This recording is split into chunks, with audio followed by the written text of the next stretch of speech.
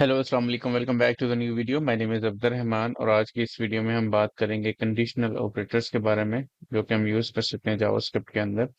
सो conditional operators क्या होते हैं कि जब हमें अपना कोड एग्जीक्यूट करना होता है अंडर सम कंडीशंस, हम कंडीशन के ट्रू या फॉल्स होने पे एक स्पेसिफिक कोड डिस्प्ले करते हैं। फॉर एग्जांपल, मैं एक वेरिएबल डिक्लेयर करता हूँ let a is equal to 10।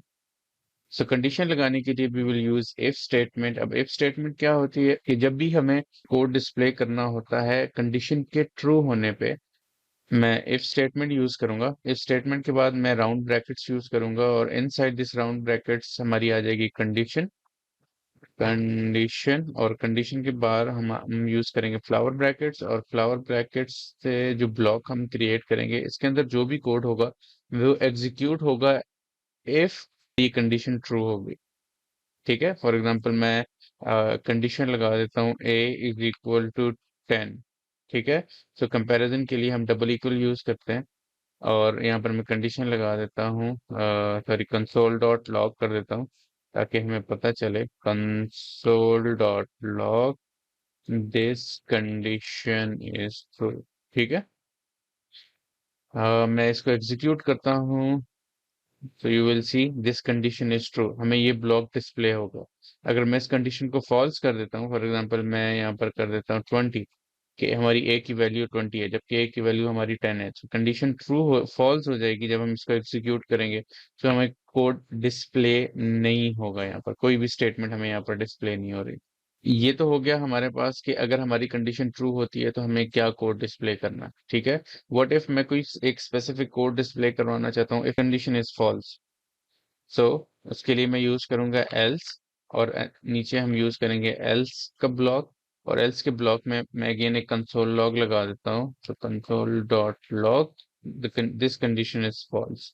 सो अभी हमारी ऊपर वाली कंडीशन फॉल्स है। ठीक है, सो अगर ये कंडीशन फॉल्स होगी तो हमारा एल्स ब्लॉक एग्जीक्यूट होगा। मैं अगेन एप्लीकेशन रन करता हूँ। जब मैं एप्लीकेशन रन करता हूँ यू विल सी कि हमारे पास जो स्टेटमेंट एग्जीक्यूट हुई है या जो ब्लॉक ऑफ कोड एग्जीक्यूट हुआ है वो एल्स ब्लॉक एग्जीक्यूट हुआ है, ना कि इफ। उसने इफ को स्किप कर दिया क्योंकि कंडीशन हमारी फॉल्स थी। कोड सिनेरियो हमारे पास आता है कि इफ मुझे दो तीन कंडीशंस लगानी हो एक साथ।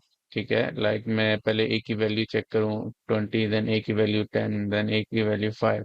उसमें से जो कंडीशन ट्रू हो देन मैं वो एग्जीक्यूट करूं। ठीक है, सो मैं again if A is equal to 5, मैं 5 से स्टार्ट करता हूँ।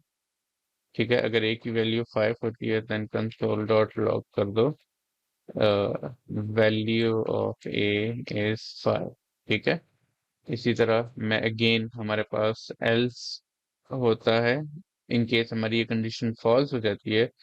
लेकिन अगर इसी के साथ मैंने एक नई कंडीशन लगानी हो ताकि वो इसी कंडीशन का हिस्सा हो, ठीक है, देन मैं एल्स इफ यूज करूंगा। ठीक है, इफ के बाद इफ के साथ ही हमारी न्यू कंडीशन आ जाएगी if is equal to like 10।